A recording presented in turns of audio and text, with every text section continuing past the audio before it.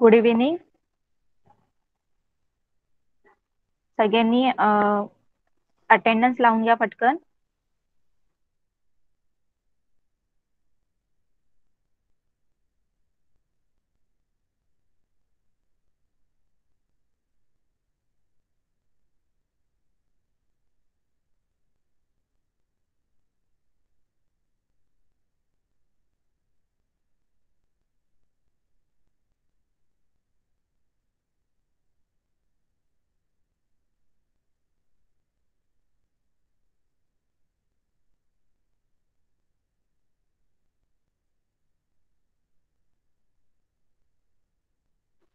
सगळ्यांना माझा आवाज येतोय का? चॅटबॉक्स मध्ये रिप्लाय करा. माझा आवाज क्लिअर येतोय सगळ्यांना?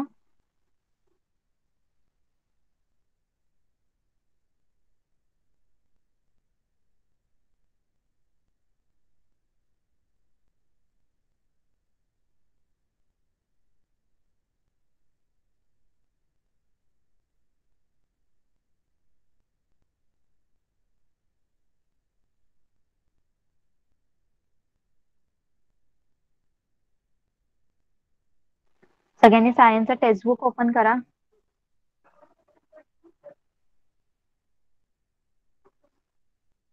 लास्ट टाइमचे क्वेश्चन आन्सर्स लिहिले, जेवढा पार्ट झालाय त्या पार्टवरच्या सगळ्यांनी क्वेश्चन आन्सर्स लिहिले का एक्सरसाइज मधून? चॅटबॉक्स मध्ये रिप्लाय करा.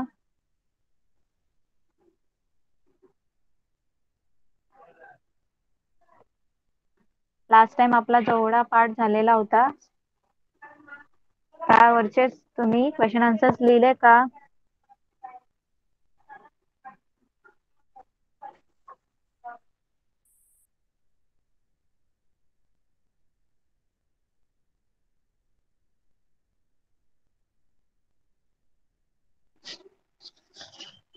माझा आवाज येतोय का? जरा चॅटबॉक्स मध्ये लिहा.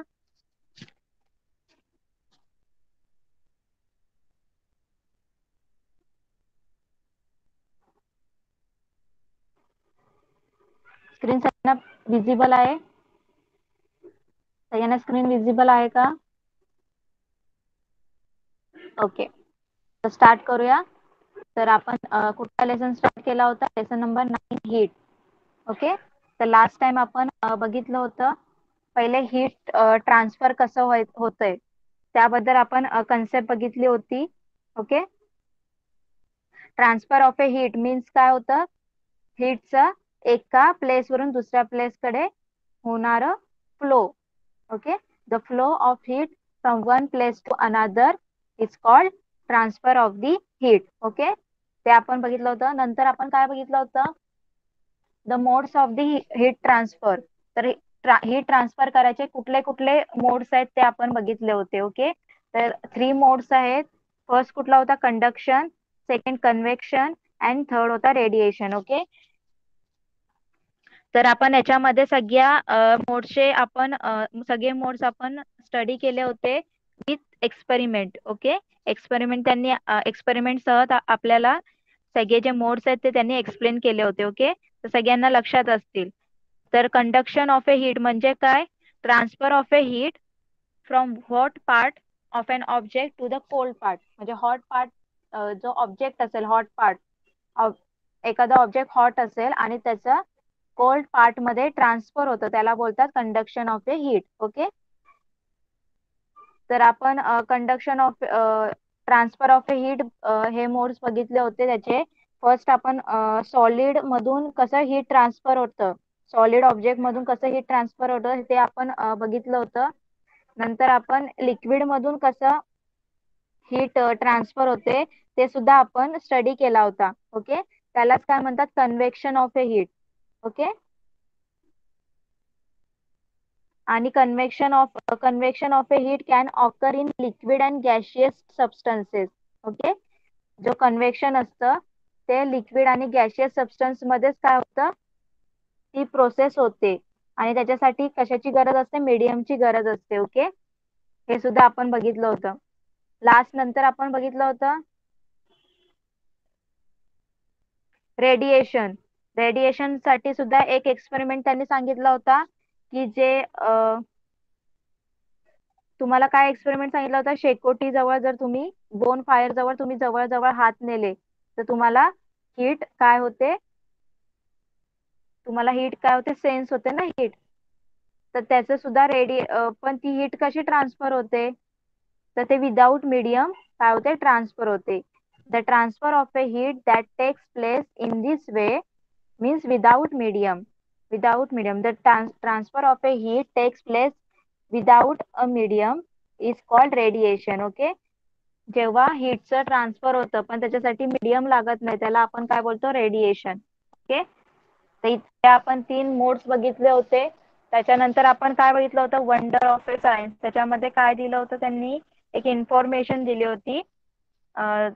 त्याच्यामध्ये त्यांनी काय एक्सप्लेन केलं होतं, रेडिएशन ऑफ एक कॅमेरा सारखं एक त्यांनी सांगितलं होतं त्याच्याबद्दल, इन्फ्रार कॅमेरा. बरोबर. ओके. इन्फ्रार कॅमेरा बद्दल त्यांनी इन्फॉर्मेशन दिली होती, तर ती आपण रीड केली होती. नेक्स्ट त्याच्यानंतर काय बघितलं होतं आपण, इंटर जी हा काय बघितलं होतं, जी हीट ऍब्झॉर्व करायची जी प्रॉपर्टी असते ती कशावर डिपेंड्स असते, कशावर डिपेंड्स असते, ती कलरवर डिपेंड्स असते. ओके. हे सुद्धा आपण बघितलं होतं. त्याच्यासाठी एक एक्सपेरिमेंट सुद्धा केला होता, सगळ्यांना लक्षात आहे. एक एक्सपेरिमेंट आपण बघितला होता. हा, तो एक्सपेरिमेंट काय होता, तर टीन घ्यायला सांगितले होते तुम्हाला. टीन घ्यायला सांगितले होते आणि त्याला कलर करायचा होता. एका टीनला व्हाईट कलर आणि एका टीनला ब्लॅक कलर करायचा होता. ओके. आणि त्याच्यामध्ये एक एक ग्लास पाणी भरून टाकायचं होतं आणि ते बाहेर सनलाईट मध्ये ठेवायचं होतं. ओके. नंतर मग ऑब्झर्व करायचं होतं आफ्टर 2 hours. ओके.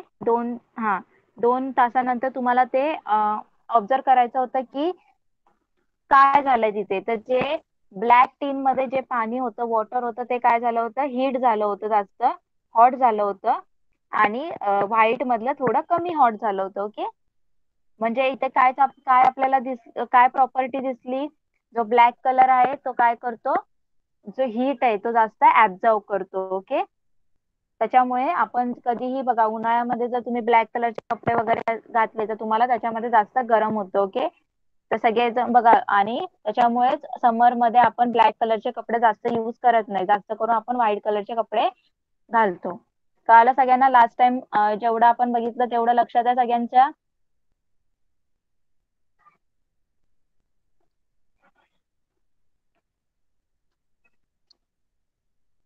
ओके.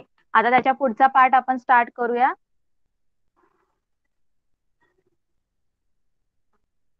आज आपल्याला बघायचंय good and bad conductors of heat. Okay.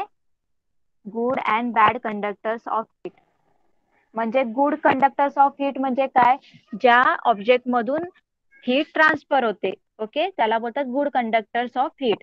त्या ऑब्जेक्ट्सला बोलतात की तो object good conductor of heat आहे. आणि ज्याच्यामधून जर हीट ट्रान्सफर होतच नाही तर त्याला बोलतो आपण bad conductor of heat. Okay. म्हणून आपण बघा, जे एक्सपेरिमेंट वरती बघितले त्याच्यामध्ये बघा, एक जो एक्सपेरिमेंट होता कंडक्शनचा, त्याच्यामध्ये आपण 3 स्ट्रिप्स यूज केले होते, मेटल स्ट्रिप्स. ओके. कुठले कुठले होते ते, अल्युमिनियम, स्टील अँड कॉपरचे होते. ओके. बरोबर. तर त्याच्यामध्ये आपण हे सुद्धा बघितलं होतं की जो कॉपरची स्ट्रीप होती ती सगळ्यात लवकर काय झाली होती, हॉट झाली होती. ओके. तर तिथे काय रिझन होतं, कारण कॉपर हा गुड कंडक्टर ऑफ हीट आहे. काय, गुड कंडक्टर ऑफ हीट म्हणजे त्या कॉपर या मेटल मधून हीट लवकर ट्रान्सफर होते. ओके. म्हणून कॉपर काय, गुड कंडक्टर ऑफ हीट आहे. ओके. तर त्याच्याबद्दलच आपल्याला आज इथे स्टडी करायचं आहे. त्याच्यासाठी एक तुम्हाला एक्सपेरिमेंट सुद्धा दिलाय. काय सांगितलं बघा, place a steel spoon, a copper strip or rod, a divider from your compass box, a pencil and a plastic ruler and in a glass beaker. तर काय करायला सांगितलंय तुम्हाला, एक जो ग्लासचा बीकर घ्यायचा. बीकर माहितीये ना सगळ्यांना, लास्ट टाइम बघितलं हा वाला बीकर, काचेचा. हा, याला बोलतात बीकर. हा बीकर घ्यायचा आहे. त्याच्यामध्ये काय टाकायचंय तुम्हाला, चमचा टाकायचा आहे आपला स्टीलचा. नंतर काय टाकायचं, कॉपर स्ट्रीप टाकायची, कॉपर स्ट्रीप नाही तर कॉपरची सळई वगैरे टाकायची. ओके. आणि त्याच्यामध्ये अजून काय टाकायचंय, डिवायडर फ्रॉम द कंपास. तुमचा जो कंपास बॉक्स मध्ये जो डिवायडर असतो ना, जॉमेट्री बॉक्स मध्ये, तो टाकायचा आहे. पेन्सिल टाकायचे, प्लास्टिक रुलर टाकायचे, प्लास्टिकची पट्टी टाकायचे आणि हा एवढे सगळे काय करायचे ऑब्जेक्ट त्याच्यात टाकायचे. Pure hot water into the beaker. आणि आता काय करायचं तुम्हाला, त्या बिकर मध्ये काय टाकायचं, गरम केलेले पाणी टाकायचंय. किती गरम असायला पाहिजे ते पाणी, 60 डिग्री सेल्सिअस किंवा 70 डिग्री सेल्सिअस पर्यंत तापलेलं असायला पाहिजे ते पाणी. ते त्याच्यात टाकायचं त्या बिकर मध्ये. Okay. Wait for a while. काही मिनिटासाठी काय थोडा वेळ थांबायचंय. Then touch the outer end of each of the object and record your observation in the table below. आणि नंतर काय करायचं तुम्हाला, त्यातील प्रत्येक वस्तूच्या पाण्याबाहेरील टोकाला काय करायचं, स्पर्श करायचंय. ओके. ज्या ज्या वस्तू तुम्ही त्याच्यात टाकल्यात, तो ग्लास काय तो बिकर पूर्ण काय करणार, भरणार नाही. ओके.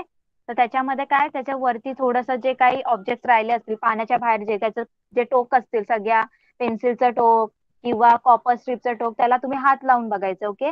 हात लावून नंतर तुम्हाला टेबल मध्ये भरायचंय. काय सांगायचं टेबल मध्ये, कुठल्या वस्तू लवकर गरम झाल्या, कुठल्या झाल्या नाही, हे तुम्हाला त्याच्यामध्ये सांगायचं. ओके. तर बघा काय सांगायचं, object how hot is the outer end. मग किती गरम होतं ते तुमच्या टोकाला, तुम्ही ज्या ऑब्जेक्टच्या टोकाला तुम्ही हात लावला ते टोक किती गरम होतं ते तुम्हाला सांगायचं. ओके. तर त्याच्यामध्ये बघा, पहिले आपण जर समजा चमच्याच्या टोकाला हात लावला, तर तो गरम असेल का, असेल, हॉट असेल, थोडासा हॉट असेल. ओके. जर तुम्ही कॉपर स्ट्रीपला जर हात लावला तर व्हेरी हॉट असेल, कारण कॉपर काय आहे, गुड कंडक्टर ऑफ हीट आहे. ओके. नंतर तुम्ही डिवायडरला लावला, ते सुद्धा थोडं नॉर्मलच असेल, थोडंसं हॉट असेल, जास्त काय हॉट नसेल. ओके. नंतर पेन्सिलच्या टोकाला जर तुम्ही हात लावला ना, तर तुम्हाला ती एकदम कूल वाटेल. काय वाटेल, एकदम थंड वाटेल. नंतर प्लास्टिकच्या पट्टीला सुद्धा तुम्ही हात लावला ना, तो सुद्धा तुम्हाला कूल वाटेल. तर आता बघा, काही वस्तू थोड्या हॉट झाल्या, काही जास्त हॉट झाल्या आणि काही हॉटच झाल्या नाही. म्हणजे याचा अर्थ काय, जे जास्त हॉट झाले, काही जे ऑब्जेक्ट जास्त हॉट झाले म्हणजे त्याच्यातून हीट जी ट्रान्सफर झाली ती पटकन झाली. ओके. म्हणजे ते ऑब्जेक्ट काय, गुड कंडक्टर ऑफ हीट आहे. ओके. आणि जे असे नॉर्मल झाले हॉट, म्हणजे ते आहेत, म्हणजे ते पण आहेत गुड कंडक्टर ऑफ हीट, त्याच्यामधून पण हीट ट्रान्सफर होते, पण तेवढे जास्त ट्रान्सफर होत नाही, पटकन ट्रान्सफर होत नाही, असं त्यांनी सांगितलंय. आणि पेन्सिल आणि रुलर, प्लास्टिक रुलर, आता जे पेन्सिल आहे तुमचं म्हणजे वूड, तुमचं जे लाकूड असतं, आणि तुमचे प्लास्टिक असतं आणि रबर असतं ना, रबर सुद्धा त्याच्यातून कधीच जे हीट असतं ना ती ट्रान्सफर होत नाही. ओके. तर हे सगळे काय, बॅड कंडक्टर ऑफ हीट आहे, म्हणजे त्याच्यापासून कधीच काय होत नाही, हीट ट्रान्सफर होत नाही. कळतंय सगळ्यांना, चॅट बॉक्स मध्ये रिप्लाय करा.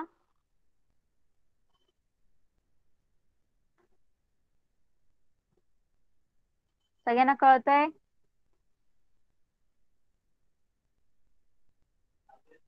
माझा आवाज येतोय ना?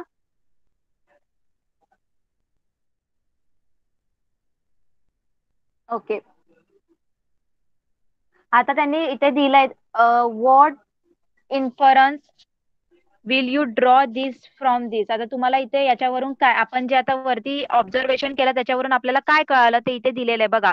सम substances are a good conductors of heat while some are bad conductors of a heat. बघा, आपण तेच बघितलं, काही सबस्टन्स मधून, काही ऑब्जेक्ट मधून हीट ट्रान्सफर झाली म्हणून त्याला आपण काय बोलणार आहोत, गुड कंडक्टर ऑफ हीट. आणि काही मधून हीट ट्रान्सफरच झाली नाही, मग त्याला आपण काय बोलणार, bad conductor of heat.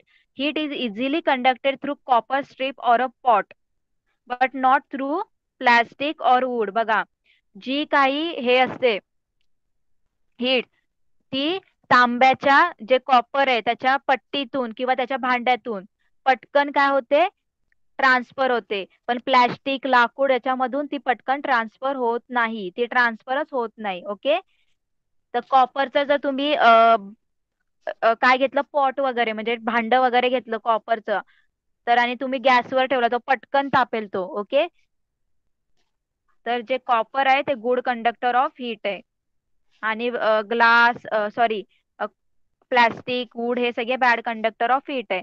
We can hold a glass tumble or china cup full of hot tea easily in our hand, but not so a steel or copper cup if a same tea is pure into them. बघा, आता हे तुम्ही सगळ्यांनी घरी observe केलं असेल.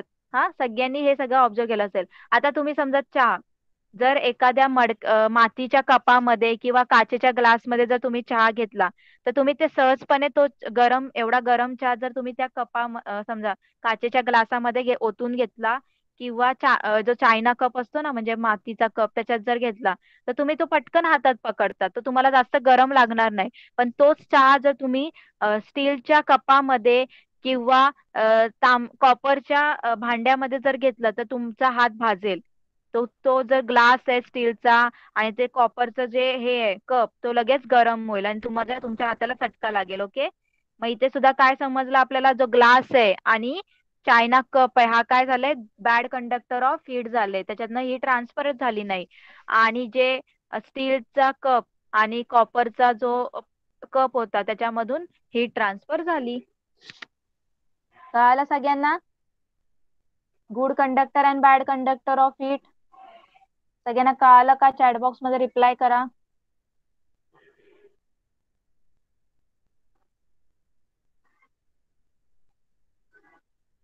मग त्याच्याच रिलेटेड इथे एक क्वेश्चन सुद्धा आपण बघा. Why do we use white cloth in summer and dark or black cloth in winter? बघा, तर याचा आन्सर तुम्हाला येईल आता. त्यांनी काय क्वेश्चन विचारलंय, व्हाईट कलरचे क्लोथ आपण कपडे उन्हाळ्यात का घालतो, आणि एकदम डार्क कलरचे आणि ब्लॅक कलरचे हिवाळ्यात का घालतो? तर वरती आपण एक्सपेरिमेंट केलाय. काय समजलं त्याच्यावरून? व्हाईट कलर आहे तो, त्याच्यामधून तो हीट ऍब्झॉर्ब करत नाही.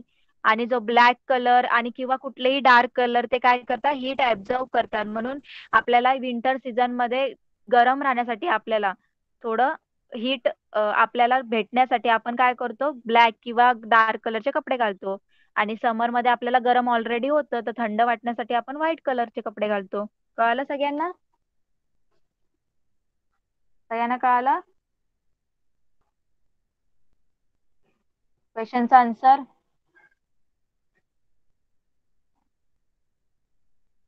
ओके. आता नेक्स्ट पार्ट आहे expansion and contraction of solid substance due to heat. तर आपल्याला काय बघायचंय आता, एक्सपान्शन. एक्सपान्शन म्हणजे काय, जे ऑब्जेक्ट असेल त्याच्या नॉर्मल साईज पासून तो थोडा मोठा साईज मध्ये होईल. एक्सपान्शन, एक्सपांड म्हणजे काय, एक्सपांड होतो तो, त्याची साईज जास्त होते. आणि कॉन्ट्रॅक्शन म्हणजे काय, त्याची साईज कमी होणे, म्हणजे जी साईज असते त्याच्यापेक्षा कमी होणे. ओके. तर आपल्याला काय बघायचंय आता, expansion and contraction of a solid substance due to heat. तर हीट मुळे एखादं सॉलिड सबस्टन्स असेल, त्याचं साईज कशी वाढते आणि कशी कमी होते, ते आपल्याला बघायचंय. ओके. तर त्याचं एक्सपेरिमेंट देऊन त्यांनी आपल्याला एक्सप्लेन केलंय, ते आपण बघूया. तर बघा, एक्सपेरिमेंट साठी काय काय अपॅरेटस लागले, काय काय साहित्य लागले. अ मेटल रिंग, अ मेटल बॉल, और अ बर्नर. ओके. तर बघा, मेटल रिंग तिथे तुम्हाला पिक्चर मध्ये दिसते. ही जी आहे ती मेटल रिंग आहे. त्याला बॉल दिलाय बघा, मेटल बॉल आहे, त्याला जॉईन केलेला. आणि एक बर्नर पाहिजे आपल्याला, कारण त्याला हीट करायला. ओके. नंतर ऍक्टिव्हिटी काय करायचंय बघा, take a metal ring and a metal ball of such a size that the ball just pass through the ring. Hit the ball and check whether it passes through the ring. Now let the ball cool down and check whether it passes through the ring. आता काय करायला सांगितलं तुम्हाला बघा, एक मेटलची ring घ्यायची, धातूची ring घ्यायची. ओके. अशी वाली मेटलची रिंग घ्यायची. आणि एक बॉल घ्यायचा, कशाचा, मेटलचाच. ओके. मेटलचाच बॉल घ्यायचा. पहिले तो बॉल असा घ्यायचा की तो त्या रिंग मधून आरपार जाईल, असा घ्यायचा बॉल. ओके. आता ही रिंग दिसते ना, त्या रिंग मधून तो बॉल जायला पाहिजे असा मेटलचा बॉल घ्यायचा, तेवढाच साईजचा. ओके. आता तो नंतर काय करायचं, त्या मेटलच्या बॉलला काय करायचं, तुम्ही बर्नरवर हीट करायचं, हॉट करायचं. ओके. त्याला हीट द्यायची. ओके. आता जेव्हा आपण त्या मेटलच्या बॉलला हीट देणार, ओके, आणि हीट दिल्यानंतर तो पूर्ण हॉट होणार, आणि नंतर बघायचं त्या रिंग मधून तो बॉल जातो का. बघा इथे सांगितलं बघा, बिफोर हिटिंग म्हणजे हिटिंग करायच्या आधी, त्याला हीट द्यायच्या आधी बघा तो त्या रिंग मधून पास झालाय. पण आफ्टर हिटिंग, जेव्हा त्याला हीट केलं, गरम झाला तो बॉल मेटलचा, तर तो त्या रिंग मधून पास होत नाहीये. काय होत नाहीये, पास होत नाहीये. तर असं कसं झालं, असं का झालं हे? जो बॉल आहे तो आधी तर पास होत होता जेव्हा तो कूल होता म्हणजे थंड होता, आणि जेव्हा त्या मेटलच्या बॉलला आपण हीट दिलं, त्याला हॉट केलं, उष्णता दिली त्याला, तर तो नंतर त्या रिंग मधून जात नव्हता. तर काय झालं असेल, तर बघा काय झालं इथे, हीट मुळे जो मेटलचा बॉल आहे, ओके, मेटल काय, एक मॅटर आहे ना, मेटल काय एक ऑब्जेक्टच आहे ना, आणि तुम्हाला सगळ्यांना माहिती आहे जो ऑब्जेक्ट असतो तो कशाने बनलेला असतो, स्मॉल स्मॉल पार्टिकल्सने बनलेला असतो, ओके. तर या मेटलचा जो बॉल आहे त्याच्या आतमध्ये काय स्मॉल स्मॉल पार्टिकल्स आहेत, छोटे छोटे, त्याला आपण ऍटम बोलतात, माहिती आहे सगळ्यांना. तर ऍटम, सगळे छोटे छोटे जे पार्टिकल्स असतात त्याच्याने एक ऑब्जेक्ट बनलेला असतो, हे आपण ऑलरेडी शिकलेलो आहेत, ओके. तर या मेटलच्या बॉलमध्ये जे काही पार्टिकल्स आहेत ते हीट केल्यानंतर ते सॉलिड पार्टिकल काय झाले, एक्सपांड झाले. काय झाले, एक्सपांड. एक्सपांड म्हणजे काय, त्यांची साईज वाढली. त्या पार्टिकलची साईज काय झाली, ती वाढली. आणि वाढल्यानंतर तो बॉलची साईज सुद्धा काय झाली, जास्त मोठी झाली. त्याच्यामुळे रिंग मधून तो बॉल जात नव्हता.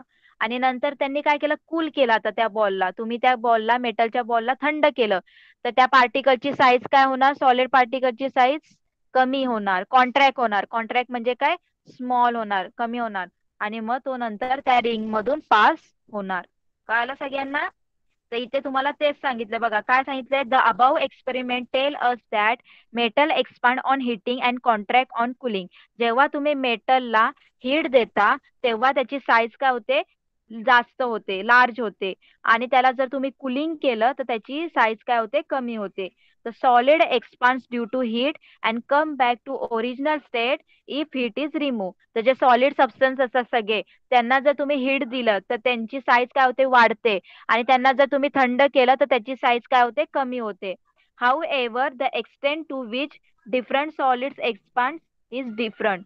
बघा, पण सगळ्या सॉलिड मध्ये हे होत नाही. सगळ्या सॉलिड मध्ये एक्सपांड व्हायची जी काही प्रॉपर्टी असते ती डिफरंट डिफरंट असते, ओके. आता या मेटलच्या बॉल मध्ये ही प्रॉपर्टी होती सॉलिडची, की आपण हीट दिलं तर सॉलिड काय त्याचं जे साईज होता ती जास्त झाली. पण सगळ्या सॉलिडच्या याच्यामध्ये तसं होत नाही, ओके. कळालं सगळ्यांना हा एक्सपेरिमेंट. म्हणून इथे काय बघितलं आपण, तर सॉलिड जे ऑब्जेक्ट आहेत, सॉलिड सबस्टन्स, त्याचा हीट देऊन कसं त्यांची साईज जास्त झाली आणि कूल केल्यानंतर कसं त्यांची साईज कमी झाली ते आपण बघितलं. आता नेक्स्ट,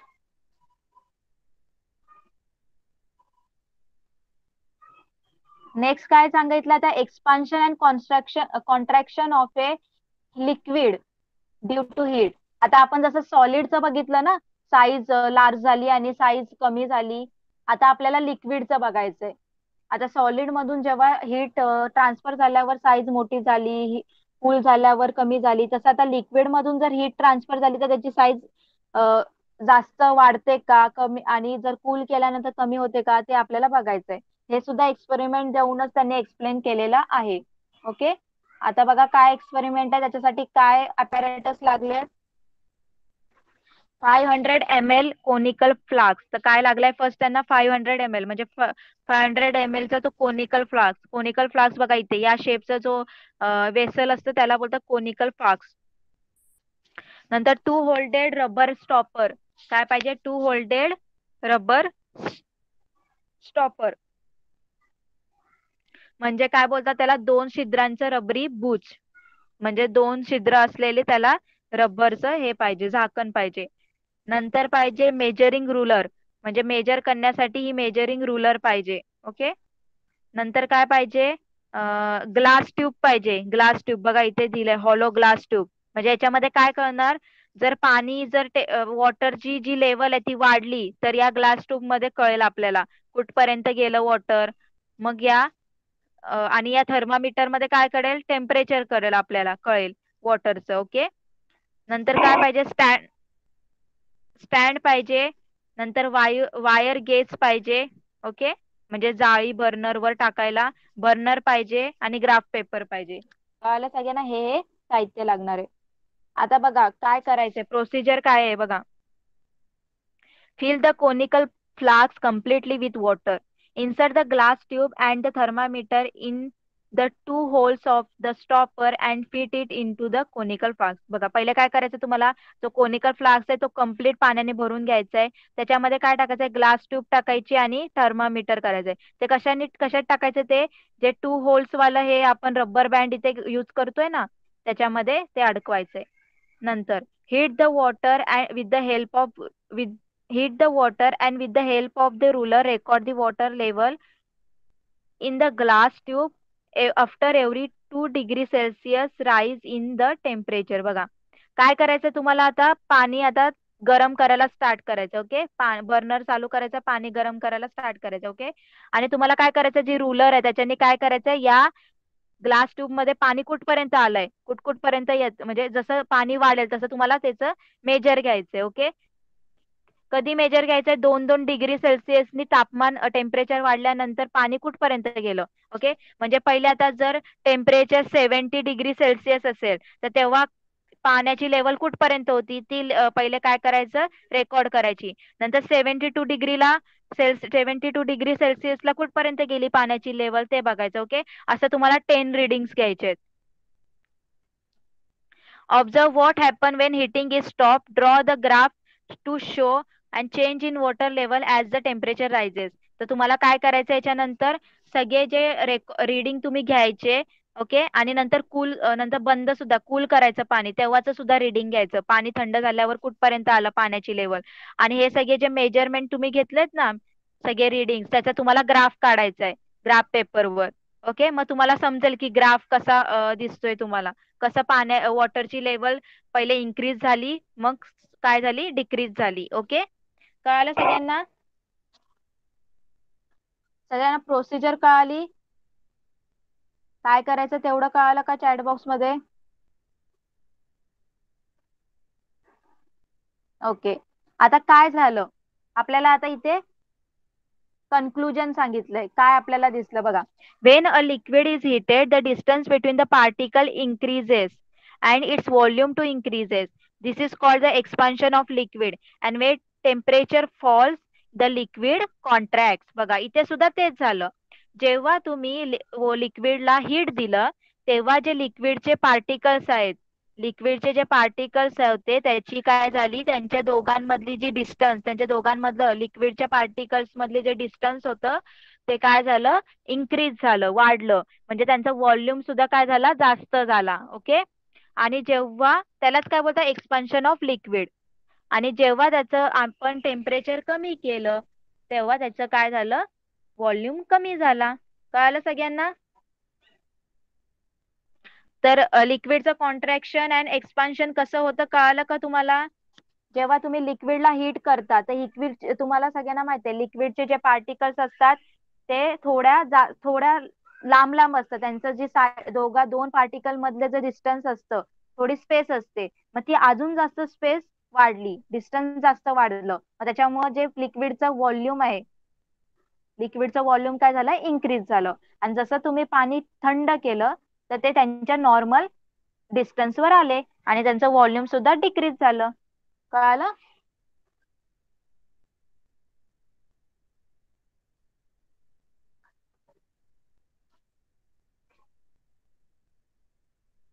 आता थर्ड वाला बघा एक्सपेरिमेंट काय आहे.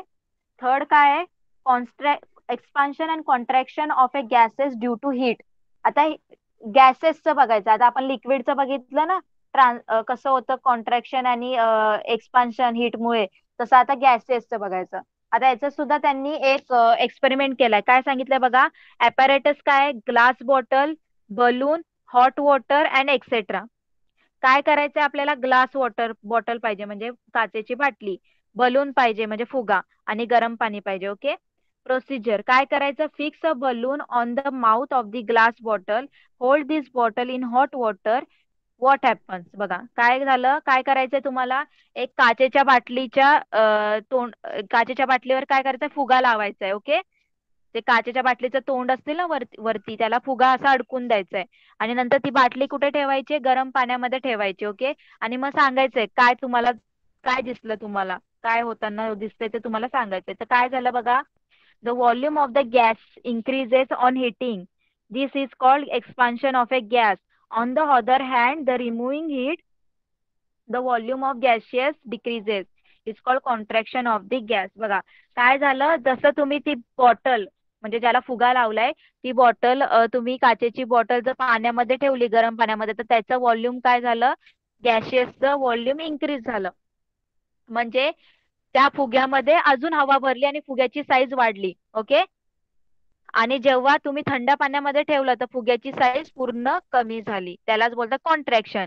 आणि साईज वाढली तेव्हा काय झालं, एक्सपान्शन. तर बघा अशा प्रकारे गॅसचं सुद्धा हीट दिल्यानंतर काय होतं, एक्सपान्शन होतं, आणि हीट रिमूव्ह केल्यानंतर कॉन्ट्रॅक्शन होतं. कळालं सगळ्यांना? चॅट बॉक्स मध्ये रिप्लाय करा.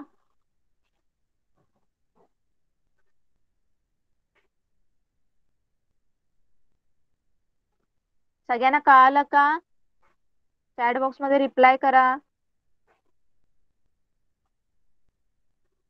फर्स्ट 3 सगळे एक्सपेरिमेंट कळाले? सॉलिड मध्ये कसं सॉलिडचं कसं एक्सपान्शन आणि कॉन्ट्रॅक्शन होतं, लिक्विडचं कसं होतं आणि गॅशियसचं कसं होतं, कळालं सगळ्यांना? ओके. आता आपण नेक्स्ट जाऊया, लास्ट पार्ट राहिलाय आपल्या लेसनचा. ओके, तो आपण बघूया.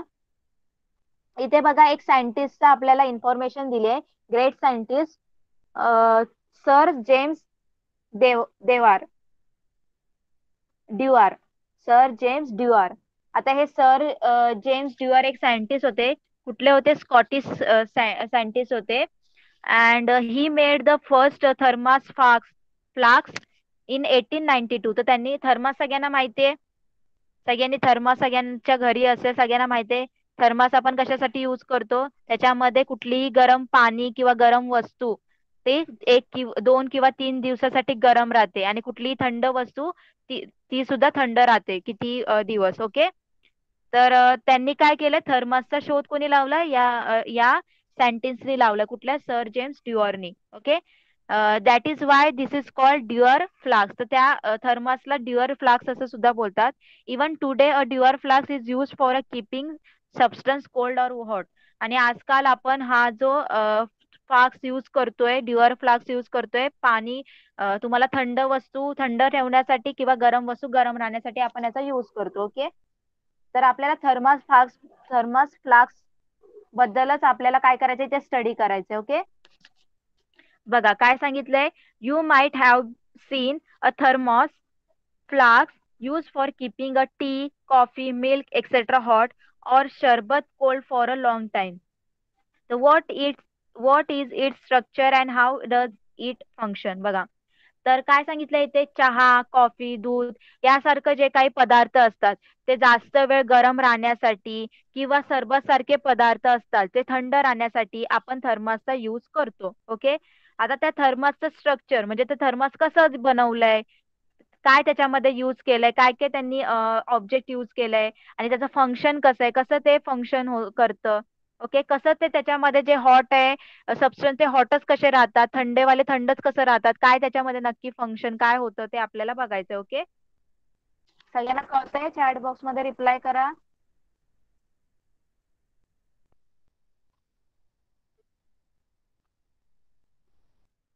ओके. बघा काय सांगितलंय, this is a double wall flask. तर जो थर्मास आहे तो डबल वॉल फ्लास्क आहे. म्हणजे याच्यामध्ये दोन काय डबल वॉलचं म्हणजे दोन भिंत आहेत, म्हणजे दोन बॉटल्स वगैरे असं डबल लेअर आहे त्याला.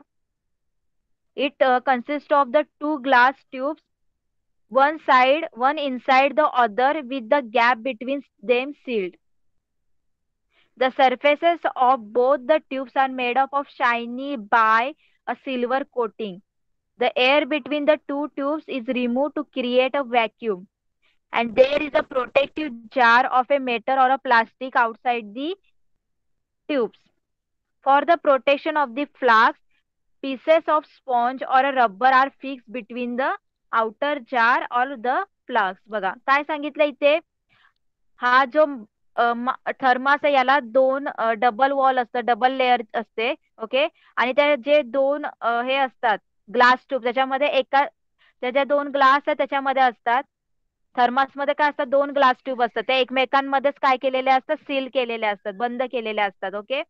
नंतर त्यांनी काय सांगितलंय, त्या ट्यूबचा सरफेस कसा असतो, सिल्वर कलरचा असतो, म्हणजे शायनी सिल्वर. बघा इथे दिसते ना तुम्हाला, असा हा जो आतमधली जी ट्यूब असते, ग्लास असतो, त्याला सिल्वर कलर दिलेला असतो, तो सिल्वर शायनी कलरचा असतो. Okay.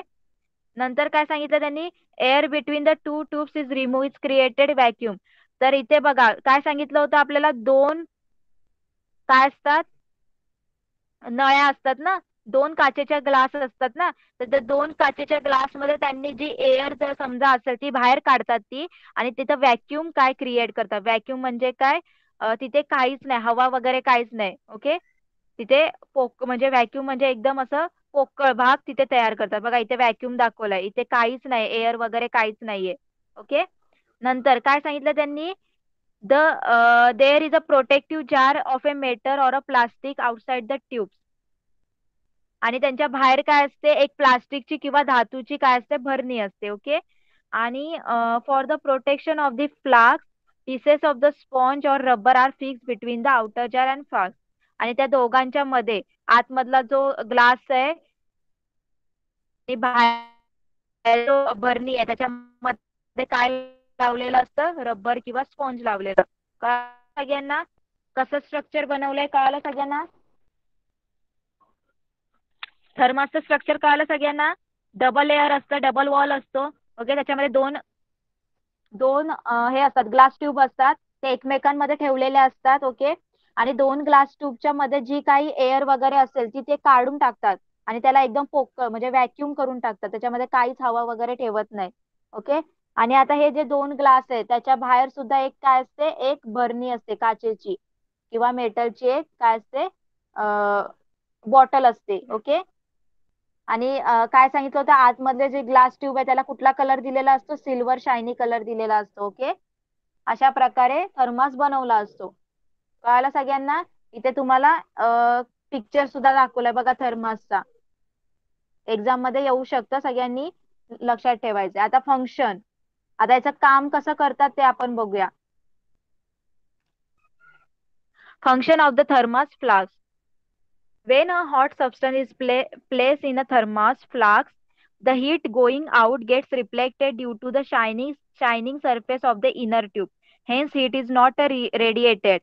Neither conduction or convection of a heat occurs because of the vacuum. बघा, तर कसं हे ते हॉट का राहतं बघा, इथे त्यांनी सांगितलंय, जेव्हा तुम्ही त्या थर्मास मध्ये कुठलंही गरम पाणी किंवा गरम चहा टाकला, तर जे हीट आहे ती ट्रान्सफरच होत नाही. का ट्रान्सफर होत नाही, ती बाहेर जातच नाही. का नाही जात, कारण इथे काय केलेलं असतं, जो सिल्वर कलरचा शायनी सिल्वर कलर दिलेला आहे, त्या सिल्वर शायनी कलर मधून ती जी हीट आहे ती बाहेर जातच नाही. ओके. त्याच्यामुळे इथे ना कंडक्शन होतं ना कन्व्हेक्शन होतं. कंडक्शन आणि कन्व्हेक्शन म्हणजे काय, transfer of a heat from one place to another place. म्हणजेच इथे जो शायनी कलर दिलेला आहे त्याच्यामुळे जे तुम्ही त्याच्यामध्ये पाणी वगैरे हॉट काही टाकता, त्याचं जे हीट आहे ती ट्रान्सफरच होत नाही, बाहेरच जात नाही. ओके. आणि तसंच इथे व्हॅक्यूम सुद्धा आहे, त्या व्हॅक्यूम मधून सुद्धा बाहेर जात नाही. As a result, heat is not transferred to the outer cooler region and it retains inside for a long time. Still, a little heat is lost from around the lid and by a small amount of conduction through the glass. Therefore, hot substance does not remain as hot after 2 or 3 hours. बघा नंतर काय झालंय, जर काय होतं, आपली जी heat आहे ती ट्रान्सफर होतच नाही, ती आतल्या आतच खूप वेळ राहून जाते. त्याच्यामुळे जो काही तुमचं पाणी वगैरे किंवा चहा वगैरे 2 किंवा 3 दिवस त्या थर्मास मध्ये गरम राहतो. ओके. तर त्या थर्मास मधून ना आतमधली हीट बाहेर जाते, ना बाहेरची जी थंड हवा आहे ती आतमध्ये येते. त्याच्यामुळे ही ज्या हॉट वस्तू आहेत त्या तशाच राहतात. जर थंड वस्तू टाकली तर थंड सुद्धा तसंच राहते, कारण बाहेरचं जे टेम्परेचर आहे हॉट वालं थोडस, आपल्या एन्व्हायरमेंट मध्ये थोडं हॉट टेम्परेचर सुद्धा असतं ना, हीट सुद्धा असते, ती सुद्धा आतमध्ये जाणार नाही. त्याच्यामुळे थंड पदार्थ सुद्धा थंडच राहतात. कळालं सगळ्यांना थर्मासचं function.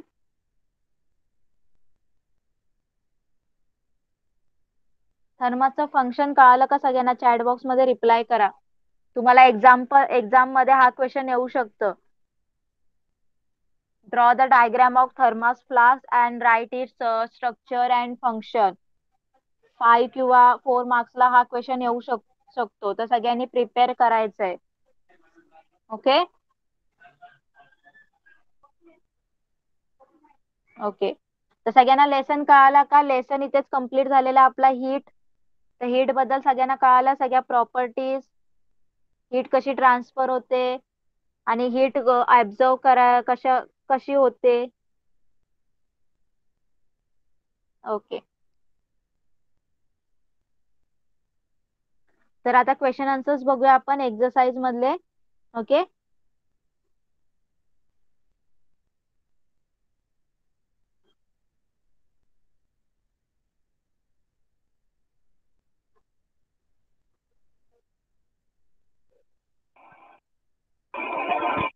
First question, filling the blanks with the proper word. Okay, बघा, तर फर्स्ट फिलिंग द ब्लँक्स आहे, maximum heat is absorb by a dash colour object. कोण सांगणार मला answer? Maximum heat is absorb by dash colour of. Okay, black. Very good, black. Next, dash of a heat does not require medium. कुठल्या mode of transfer च्या हीटला मीडियमची गरज नसते? कुठलं असं? Yes, very good, radiation. Next, conduction of a heat takes place through a dash substance. जे conduction आहे हीटचं ते कुठल्या सबस्टन्स मधून होतं? Through a dash substances. कुठल्या सबस्टन्सेस मधून होतं? चला, कोण सांगणार मला? ऑप्शन्स बघा. Radiation, white conduction, blue convection, bad conductor, good conductor. कुठल्या याच्यातून होईल? कोण सांगणार?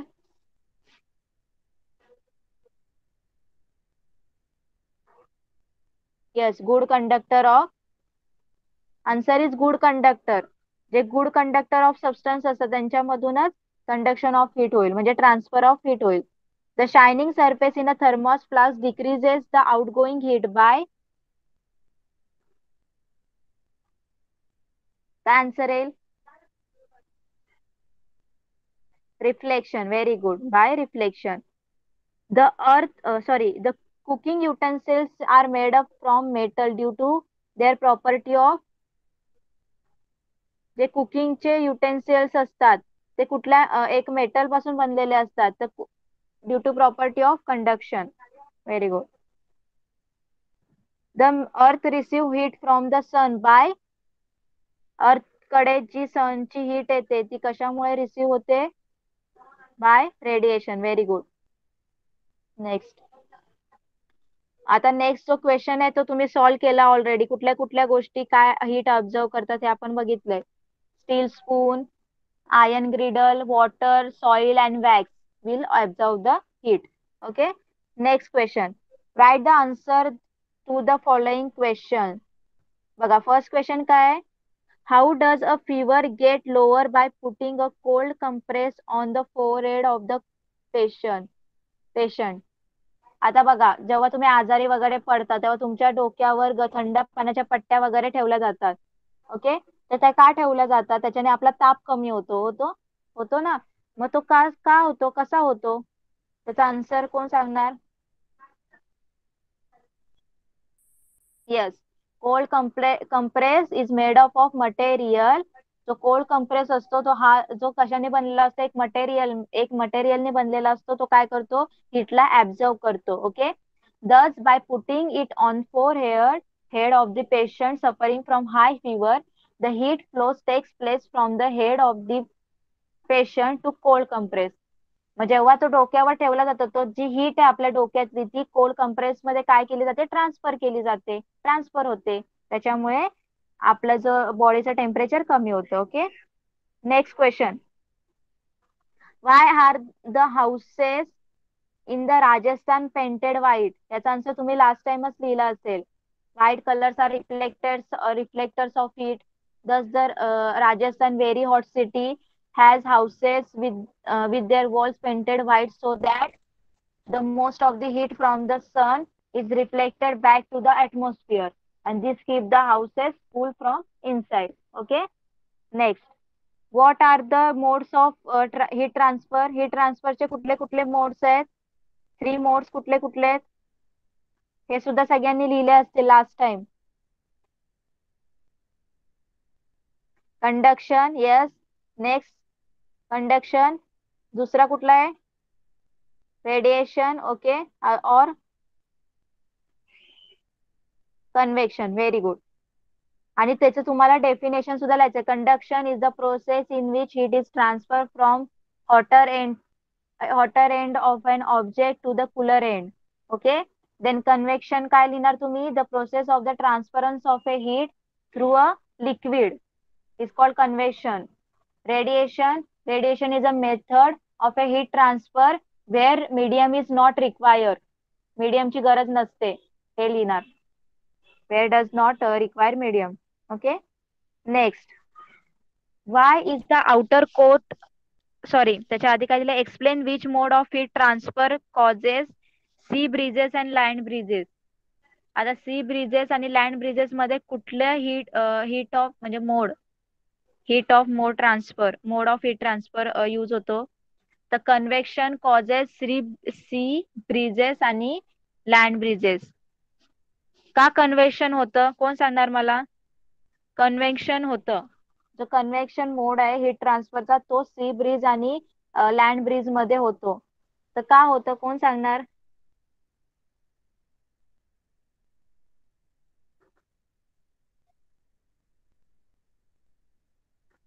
बघा, आताच आपण बघितलं की हीट जी लिक्विड मधून हीट ट्रान्सफर होते त्याच प्रोसेसला काय बोलतात? कन्व्हेक्शन. आता सी ब्रिज म्हणजे समुद्राच्या ठिकाणी, समुद्राच्या तुम्ही बीचवर असाल तिथे काय होणार? कन्व्हेक्शनच होईल ना. एवढा मोठा समुद्र लिक्विड आहे, त्याच्यामधून हीट ट्रान्सफर होणे म्हणजे कन्व्हेक्शन होईल. ओके. आणि लँड मधच्या इथे काय होणार? It is a wind that blow from the land towards the sea or ocean. It develops during night time. The land cool down faster than water. Therefore, during night time, land is cooler than sea. Hence, cool air from the land blows towards the sea, and this is called land breeze. Okay. Next question क्या है? Why is the outer coat of the penguins of Antarctica is black? बघा, तो black जो penguins असतं त्यांचं outer coat black का असतं? कारण अंटार्क्टिका मध्ये खूप जास्त काय आहे? कोल्ड आहे ना. कोल्ड प्लेस आहे तो, त्याच्यामुळे कोल्ड रिजन्स आहे अंटार्क्टिका. मग ब्लॅक कलर काय करतो? Good conductor of heat, good absorber of heat. Heat absorb करतो, त्याच्यामुळे पेंग्विन्सचं जे आहे आउटर कव्हर ब्लॅक कलरचं असतं. ओके. तर बाकीचे सगळे क्वेश्चन आन्सर्स लिहिता येईल तुम्हाला. चॅट बॉक्स मध्ये रिप्लाय करा, गिव्ह रिझन्स, आणि सगळ्यांचे क्वेश्चन आन्सर्स येतील तुम्हाला लिहिता. ओके.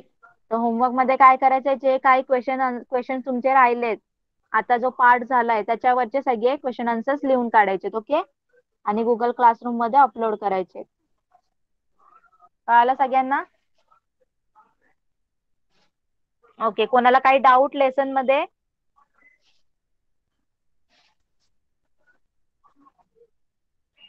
ओके. तर आपण इथेच थांबूया. आपला लेसन सुद्धा कंप्लीट झालेला आहे आणि नेक्स्ट क्लासमध्ये आपण नेक्स्ट लेसन कंटिन्यू करूया. Okay. Bye everyone. Bye miss. Bye. Bye ma'am. Bye ma'am. Bye.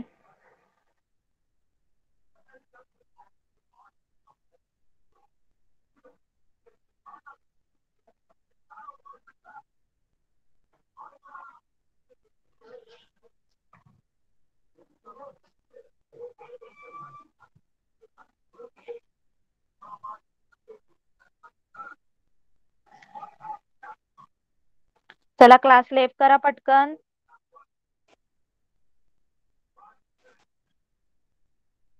Class left करा.